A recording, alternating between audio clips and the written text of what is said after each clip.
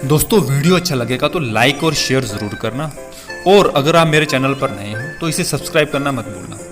दोस्तों मैंने आपके टेस्ट व्यू से सारे सवाल इंपॉर्टेंट लिए हुए हैं। उम्मीद है आपको वीडियो अच्छा लगेगा। तो आइए शुरू करते हैं आज का वीडियो। हमारा पहला सवाल है, भारत में पहली 5G कॉल करने वाली मोबाइल निर्माता कंपनी कौन सी बन गई है?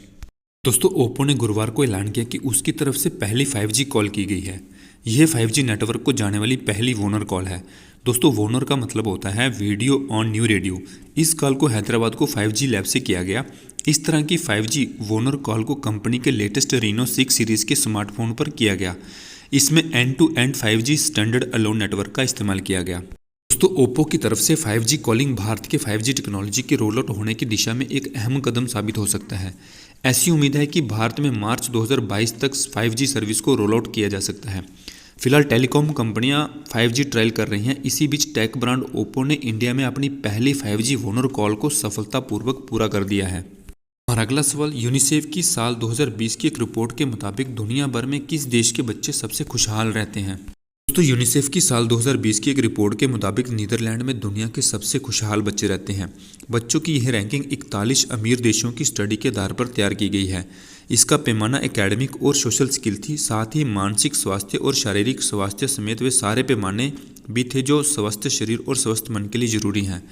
दोस्तों नीदरलैंड के बाद डेनमार्क और नॉर्वे इस लिस्ट में दूसरे और तीसरे नंबर पर हैं।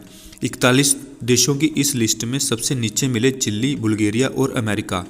नीदरलैंड आर्थिक रूप से मजबूत देश है। नीदरलैंड के लोग अपने बच्चों से उन मुद्दों पर भी खुलकर बात करते हैं जिन पर एशियाई समाजों में बच्चों और पेरेंट्स के बीच एक दीवार जैसी खड़ी कर दी गई है।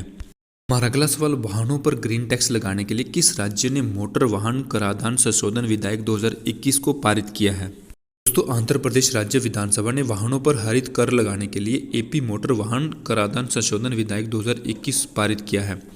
दोस्तों मोटरसाइकिल और ऑटो रिक्शा को छोड़कर सभी वाहनों पर जल्द ही ग्रीन टैक्स लगाया जाएगा। केंद्र ने पहले वाहन मालिकों को प्रदूषण के लिए भुगतान करके पर्यावरण को कार्बन उत्सर्जन से बचाने के लिए हरित कर लगाने की सिफारिश की है।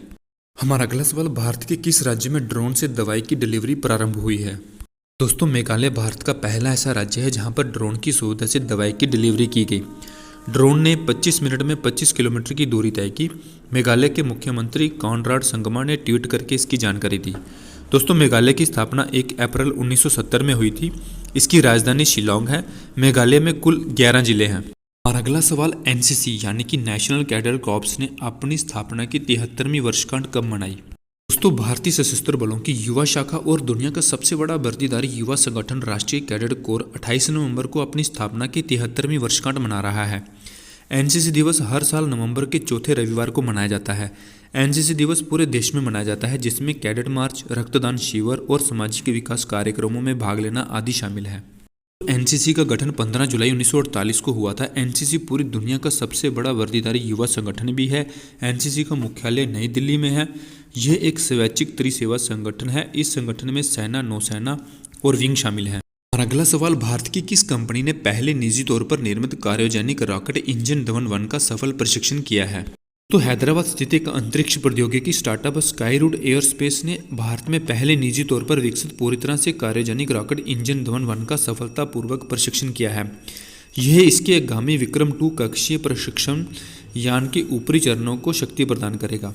रॉकेट इंजन धवन-1 का नाम भारतीय रॉकेट वैज्ञानिक सतीश धवन के नाम पर रखा गया है। धवन-1 पूरी तरह से made in India cryogenic engine है जिसे सुपरलाय के साथ 3D प्रिंटिंग का उपयोग करके विकसित किया गया है। दोस्तों स्काईरूट एयरस्पेस की स्थापना 12 जून 2018 में हुई थी। स्काईरूट एयरस्पेस का मुख्यालय हैदराबाद में है। स्काईरूट एयरस्पेस के सह संस्थापक सीईओ और सीटीओ पवन कुमार चंदना हैं। स्काईरूट एयरस्पेस के सह संस्थापक सीओओ नागा भारत डाका हैं। हमारा अगला सवाल, भारतीय स्टेट बैंक के पूर्व अध्यक्ष रहे किस व्यक्ति को कंपनी के बोर्ड में एक स्वतंत्र गैर कार्य निदेशक के रूप में नियुक्त करने की घोषणा की है? दोस्तों दोपहिया वाहन प्रमुख हीरो मोटोकॉर्प ने भारतीय स्टेट बैंक के पूर्व अध्यक्ष रजनीश कुमार को कंपनी के बोर्ड में एक स्वतंत्र गैर कार्य निदेशक के रूप में नियुक्त करने की घोषणा की है। दोस्तों रजनीश कुमार ने अक्टूबर 2020 में एसबीआई के अध्यक्ष के रूप में अपना 3 साल का कार्यकाल पूरा किया। वह वर्तमान में एचएसबीसी, एशिया पैसिफिक, एल&टी, इफोटेक सहित कई अन्य कंपनियों के बोर्ड में एक स्वतंत्र निदेशक के रूप में कार्यरत हैं और रेजिलिएंट इनोवेशन के गैर कार्य अध्यक्ष भी हैं। हमारा अगला सवाल, बजाज एलायंस जनरल इंश्योरेंस ने ड्रोन बीमा के लिए किसके साथ करार किया है? दोस्तों बजाज एलायंस जनरल इंश्योरेंस ने ड्रोन बीमा उत्पाद के वितरण के लिए डीप टेक स्टार्टअप ट्रोपोगो के साथ अपनी साझेदारी की घोषणा की है। इसके बाद Bajaj Allianz general insurance drone cover देने वाला चौथा बीमाकर्ता बन गया है। दोस्तों HDFC एर्गो जून 2020 में ड्रोन बीमा कवर लॉन्च करने वाला पहला बीमाकर्ता था। इसके बाद अगस्त 2021 में ICICI लोम्बार्ड और पिछले महीने टाटा AIG था। दोस्तों बजाज एलायंस जनरल इंश्योरेंस की स्थापना 2001 में हुई थी। बजाज एलायंस जनरल इंश्योरेंस का मुख्यालय महाराष्ट्र के पुणे में है। बजाज एलायंस जनरल इंश्योरेंस के CEO और MD तपन सिंघल हैं। और अगला सवाल, चेरी ब्लॉसम फेस्टिवल 2021 भारत के किस राज्य में मनाया गया? दोस्तों 3 दिवसीय शिलोंग चेरी ब्लॉसम फेस्टिवल 2021 का उद्घाटन मेघालय के मुख्यमंत्री कॉनराड के संगमा और भारत में जापान के राजदूत सतोशी सुजुकी ने किया। ये 25 नवंबर से 27 नवंबर तक मनाया गया। ये उत्सव मेघालय में 2 स्थानों वार्ड लेक और पोलो ग्राउंड में आयोजित किया गया था। वार्षिक उत्सव चेरी ब्लॉसम फूलों के वास्तविक खिलने के साथ मेल खाता है। इसे प्रूनस सेरासाइडिस के रूप में भी जाना जाता है। ये फूल हिमालय को रेखांकित करते हैं और पूर्व और पश्चिम खास पहाड़ियों को कवर करते हैं। हमारा अगला सवाल, भारतीय पर्वतारोहण फाउंडेशन की कौन सी पहली महिला अध्यक्ष के रूप में नियुक्त की गई है? दोस्तों उत्तराखंड की प्रसिद्ध पर्वतारोही हर्षवंती बिष्ट ने भारतीय पर्वतारोहण फाउंडेशन की पहली महिला अध्यक्ष चुने जाने का गौरव प्राप्त किया है। दोस्तों 62 वर्षीय बिष्ट ने प्रतिष्ठित पद के लिए चुने जाने के लिए कुल 107 वोटों में से 60 वोट हासिल किए। ये पहली बार है जब किसी महिला को IMF यानी कि इंडियन माउंटेनियरिंग फाउंडेशन के अध्यक्ष के रूप में चुना गया है। दोस्तों IMF की स्थापना 1958 में हुई थी। दोस्तों जनरल नॉलेज का यही वीडियो अगर आपको पसंद आया हो तो लाइक और कमेंट करना ना भूलें। धन्यवाद।